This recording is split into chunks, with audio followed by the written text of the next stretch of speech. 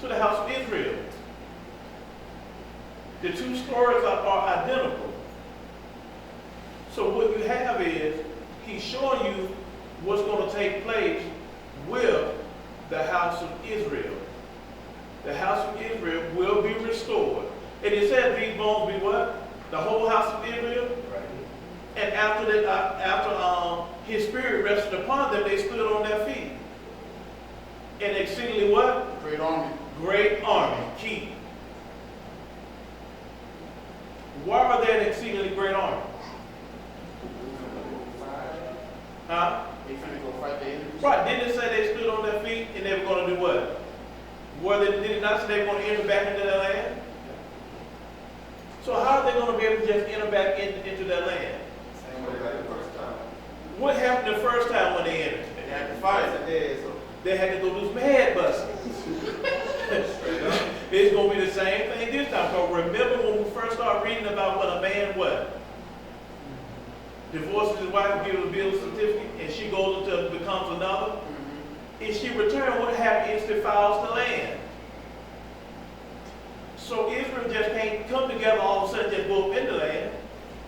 The land is defiled. Not only that, in 70 AD, even when Jerusalem was overtaken by the Romans, a lot of our blood was shed in the land.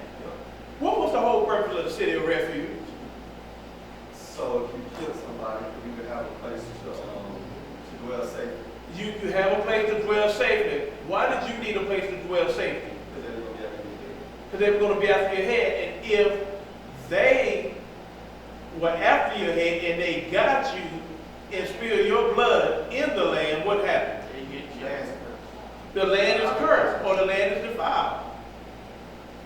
So that's why there had to be a trial and a hearing and a judgment had to be made, because even when it comes to Cain and Abel, you ever notice the Most High wouldn't allow anybody to take Cain's life?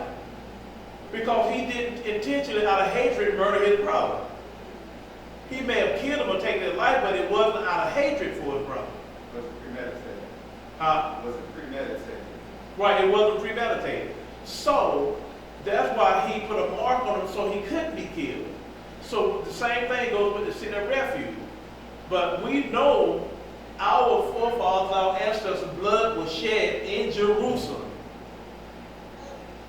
And when blood is shed in that land, it what? It defiles the land. And according to Torah, how do you purify land when blood has been shed? The blood of those who took or shed our blood in the land? It has to be shed. Their blood has to be shed in the land. That's why the war is going to Jerusalem. Do you remember he said that the blood will be in the street up to the horse's bridle? Yeah. It's going to the land. Blood has to be shed. Those that shed our blood in the land, theirs has to be shed in the land. That's the only way you can purify the land. Blood for blood. This is why they're going to be an exceedingly great army. And then in one scripture he tells that Judah was going to join in and fight. We all thought they were fighting over here. Jerusalem is the mother of us all. Jerusalem is going to be the center of the world. Everything is going to be governed out of Jerusalem. So just like when we were inheriting the land, we had to go in and take the land, it's nothing changed. That's why there's nothing new under the sun. That which has happened shall be. And that which shall be has already happened. Nothing changed. But you see the importance of what's going on with the two houses? Yes, they're in these conditions because he has them that way. But he's going to restore both houses. But you notice when we read in the Messianic teaching, you know how many people fail to realize that our people are in captivity when they read the New Testament? Very few people, when they read the New Testament, understand that Judah is in captivity when you read it. Under Roman authority or Roman occupation. In their land, but in captivity was another government ruler. That's why he told them to render unto Caesar what is his. Right. You know, they were in Jerusalem when he said that. They weren't in Rome. So they were in captivity. So but what you see is the house of Israel has been debased, and also the house of Judah. One was written to build a divorce, but he put the other one away. So when we get to the Messianic, you start hearing different languages. We're going to get in a little later on. You're going to start hearing about the uncircumcised. You're going to see strangers of the covenant. You're going to hear called Gentiles. And that's the key to understanding what's going on during that time, even in the New Testament as a whole. If you get that, you can gain understanding of keeping the book in the right perspective. You know, this whole entire book from Genesis all the way to Revelation is about Israel. It has nothing to do with the outside nation. Now they're becoming a people of Yahuah. It has nothing to do with that. You'll never find that in here. So when we look at that, let's go down. Oh, finish reading, Aki, I'm sorry. Give the verse where you're going to pick up at. 15. All right, verse 15. Ezekiel 35, starting back at verse 15. 37, 15. My bad. The word of Yahuah came again unto me, saying, Moreover, thou son of man, take thee one stick and write upon it, for Judah and for the children of Israel, his companions. Then take another stick and write upon it, for Joseph, the stick of Ephraim, and for all the houses, for all the house of Israel, his companions. Stop right there. Something very important in that. He said, son of man, take a stick and write upon it for Judah, or Yahudah, and the people of Israel associated with him. Somebody explain that to me. What's the question for? Who are these people of Israel that he's identifying with Judah? Strangers? Strangers that dwell in Jerusalem. Say it again now. The strangers that follow him?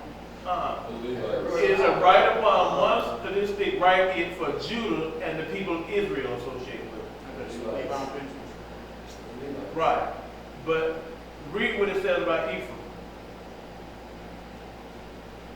For Joseph, the stick of Ephraim, and for all the house of Israel, his companions. He said, take another stick and write upon it for Joseph, the stick of Ephraim. You ever know why Israel wasn't associated with Ephraim? Right here.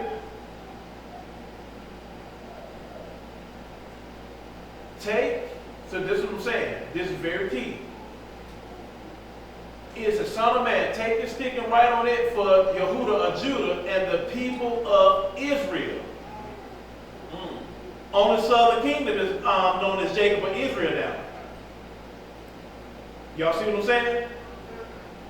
Go ahead, Octo. In other words, this goes back, he's talking about the Levi, human from Benjamin, southern, and then going back to the promise when he did the two. Right. When he, because we had a father, remember he tried to move his hand back, and he was like, no.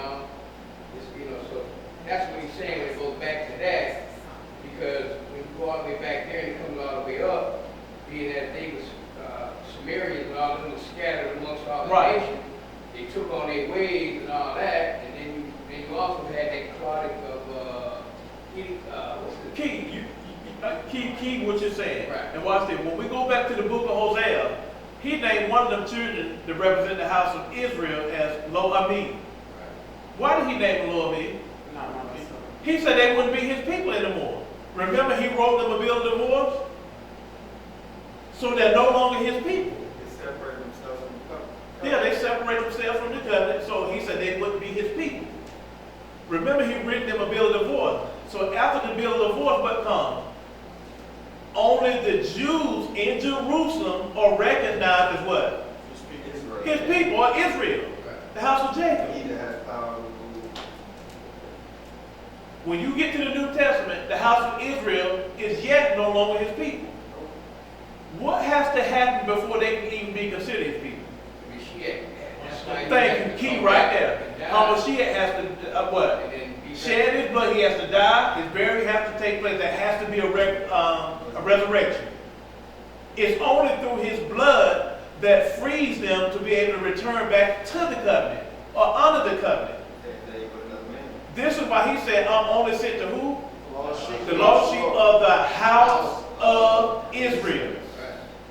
Remember, he said, I have other sheep which are not of this fold, being the house of Judah. He said, they are also mine. They must be brought in. And this is why he was teaching the Talmudians. Their message was to go where? Do not go up to the Gentiles or by any city or what? The Samaritan. But rather go to the lost sheep of the house of Israel. They were no longer his people at that time, up until that point. Go ahead, Aki. I remember somebody telling me one time that realizing that once they had been, northern kingdom had been, disseminated into all these nations, they forgot the Torah. Because it wasn't with them anymore at this point. They were no longer under the covenant. I'm not sure, but it's right. So when Shaul is talking, when Paul's talking, he's telling them to do this and do this, because they had been completely separated from the Exactly. Torah. They had no. And even the ones that had it wasn't keeping it. Which was the house of Judah. Exactly. They weren't even keeping it in order. And so what you have is identifying, that's why he's associating the people of Israel with Judah. And let me tell you something, I'm a literature major, English major, and my area of concentration is literature. Whenever you're reading, language is very important. You have to know, when I say language and writing styles. Matter of fact, we can go to books in the New Testament just because it said the book of Luke. I can show you it wasn't written by Luke. If you focus on the writing style, thank you, Elsa. When you focus on writing styles are key, you can see how language and style change amongst different writers. And you can know, well, wait a minute, this writer couldn't have written this book. A lot of times, this person had the story of another person who eyewitnessed the account, and he's writing about it. So that's why it's key when you're looking at this, pay attention to language. He's associating the people of Israel only to Yahuah. Yahuah will become Israel, or recognized as Israel. That's why you hear the language in the New Testament is about the Jews and the Gentiles, Jews and the Greeks. Because the Jews, they are the ones recognizing their brethren as Greeks and Gentiles. Because what did the Most High say that happened when we went back and read earlier? Since she got in bed with these nations, did he not give her over to those nations? Yes, he did. So this is what you have when he gives you over to the nation. When he writes you a bill of divorce, guess what you are? You're as the nations. And this is what's going on when we read this. That's why most writers who are study and understand, they notice when you read the New Testament. They know when you say Israel, it's only talking about Southern Kingdom. When it's being written of, because everybody knows the divorce has taken place, and Israel, the house of Israel, there's a big difference between Israel and the house of Israel. You got that, 14? Okay. When the 12, that's I'm glad you're looking at me because you look like you got a question on your mind. So, when you say house of Israel refers to an entity of the 12, which were 10 tribes, the northern kingdom. After the split, they split into two kingdoms. We read about Jeroboam, Rehoboam, and all that stuff, and we read about how the mistreatment of one group and how they split off and branched off into two kingdoms, became two nations. One kingdom was the house of Israel, which was northern kingdom. They were also identified as Ephraim, or sometimes identified as Samaria, because Ephraim lived and worshipped in Samaria. That's the 10 northern tribes. Sorry, can you name them by heart? The 10 northern tribes. Would be part of Levi, wouldn't it? Yeah, a portion of Levi. Reuben, Simeon, Reuben, Gad, Issachar.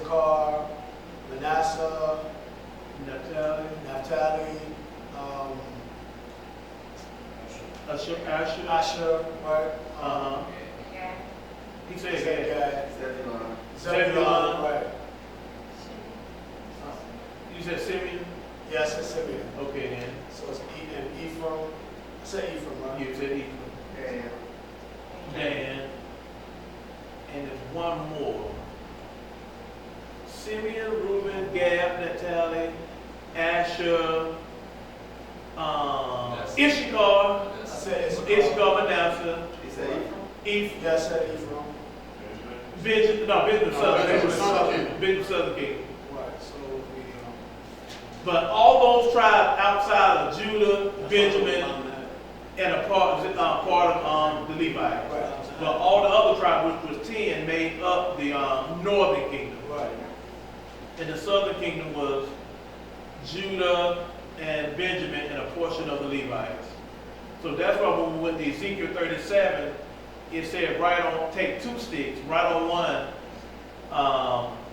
Ephraim, and right on one stick Joseph, which would be the stick of Ephraim, but it said for Judah and the people of Israel.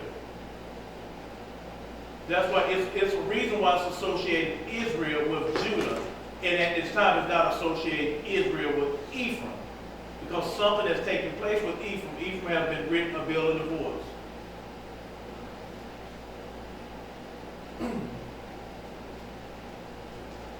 So, go ahead, I'll Quick question. So, based off of what you're saying, that's how when it comes to Cornelius, some people try to say that he was an Israelite, but that doesn't really make sense if Mashiyach told them to already go into the lost sheep of the house of Israel. He was Israelite. No? He was Israelite. He was Israelite? Yeah. Okay. Yeah. That's another lesson. The Italian man. The Italian man. That's just like, I'll keep right here. I just noticed that. Hold on. I'm glad you raised your hand. You're a prime example. What was your rank while you was in the military, before you got out? Sorry. You was a sergeant. Right. Are you not an Israelite by blood? I love. You're a blood Israelite, but you are in another country's army, holding rank and position. And how many men were you over? I don't know where I was at, but probably 28 most. Okay, so you're yet ruling and you have rank over men. Centurion. Like the centurion. Cornelius was the same thing.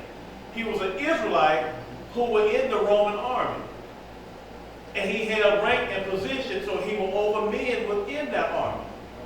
But see, the key to Cornelius is, even when Peter came to him, he said, it's unlawful for me being a what?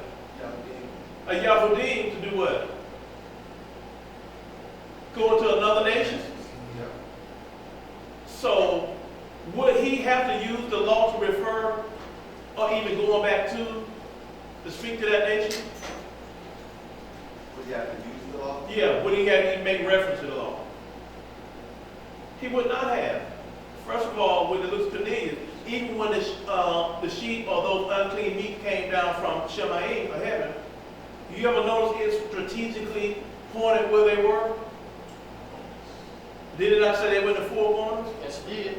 But you remember, Israel was scattered where? 4 corners. Were they not unclean? Yes, they were. Were they talking about meat or people? People. Or animal or people? They're talking about a people. He never joined himself unto other people. Huh? He had never joined himself unto other Right. people. Because remember, even when Paul had to rebuke Peter how many times? Because remember how he would act funny going into the who? Even though they were of the house of Israel, Yahudim still looked at them strangers as strangers and not as their brethren. That's why Caiaphas even said, being high priest at that time, he said, you err not on scripture. He said, it's necessary what? For that man. For one man to do what? To die for the whole nation. To die for the whole nation. Not only this nation, but the children what? Who were scattered abroad as well. The house of Israel was the one scattered abroad. Yahusha had to do what? He had to die for both nations. The Yahudim and the children that were scattered abroad. I'll come back to you now. Okay? I mean, the thing I was going to say, that's why I'm so thankful for congregation, because the place I was at before, you know, they always focus on Genesis chapter 10 and Japheth. So right away, you just thought when it said Gentile, that's all it saw. It was just, you know, like these other nations, period. And then you never really got the understanding of what the covenant was when you walk between the pieces. That right there, you know, once I came here and I got that, and then with everything else, that's when I, because for a long time I just couldn't fathom, you know, that was talking about the other 10 tribes. I always thought it was talking about, you know, black folks. Right. But they never can show you in scripture where he went and entered into a covenant with these other nations. Sure can. They can't show you where he entered into a covenant with the other nations. You know the key word I said, they can't show you where he entered. I didn't say in the future that he would not make a covenant, because he does talk about making a covenant with some of the remnants of the nations. Right. But that's way on down the road. Up until that point, right now you can't find that. And the only way you're going to be associated to him is by way of covenant. Okay. That's it. Ain't no because this is a marriage. What kind of covenant is it that he's talking about? It's a ketubah, but it's a marriage covenant between him and his bride. Unless he's bringing you in to be a part of that, you cannot be a part of that. They even the scripture by it, even at the wedding, somebody came in with the wrong attire and didn't come in the right way. And what did he have to do? He had to cast them out. You have to be born in, not sworn in. That's just the truth. You're born into this, not sworn in it. There's only one way into this. You got to be of that seed, that lineage. Now, I'm not saying others can't join a latch hold and take part, but no. The true seed, that's what even when it talks about the scripture, we're going into about the different laws when it comes to how mixture and all. Everything has to be of one stock, the root stock. How many minutes I got up here? 5, okay then. It is one of the things where that's why it's key to understand it as basic and simple as it is. This is what trips most people up. You have to know the importance of Ephraim and that house of Israel and identify them with Samaria. And I'm going to give Makoti another sentence. Matter of fact, somebody get it for me. Let me find it. Where the woman is at the well, with Yahusha.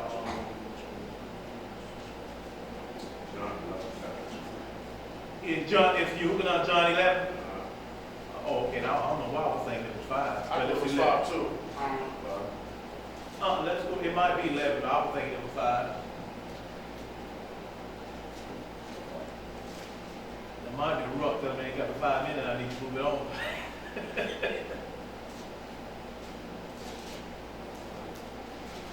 4, John 4, right? John 4. Is it John 4? Matter of fact, you read it on, Maki. Let him go till he gets first.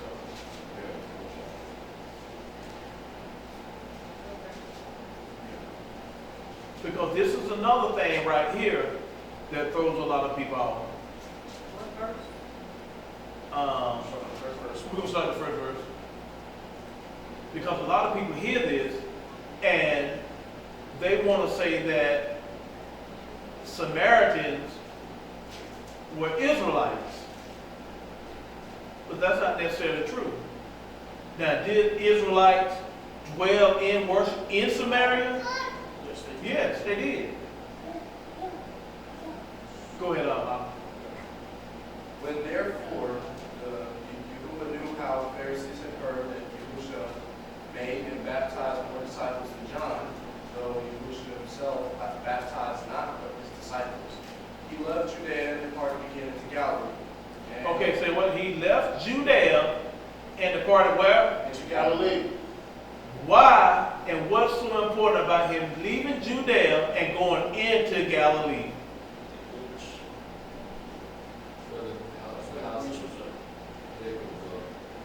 Say it again, So the northern kingdom was at. It's where the northern kingdom was at, and what took place in Galilee that's so important that You always hear making reference to going to Galilee. I must go to Galilee. I have need in Galilee. That's where the division took place. Galilee is where the Assyrians overthrew and overtook the house of Israel. That when you said the breach that had to be repaired, Galilee is the breach that had to be repaired. So in order to fix or repair a breach or a break, you must go directly to that place where the breach or the break is. Tell me when to stop, and then we'll cut it back off. Okay, so Galilee, keep that in mind. He left Judea there and went to Galilee. Go ahead, I pick. And he must needs go through Samaria. He must need to go through where? Samaria. Galilee, Samaria. Go ahead. Then cometh he to a city of Samaria, which is called Sychar, near to the parcel of the ground that Jacob gave to his son Joseph. Now Jacob's well was there. Yahusha, therefore being wearied with his journey, sat thus on the well, and it was about the 6th hour. There cometh the woman of Samaria to draw water. Do me a favor. Go back up 2 verses.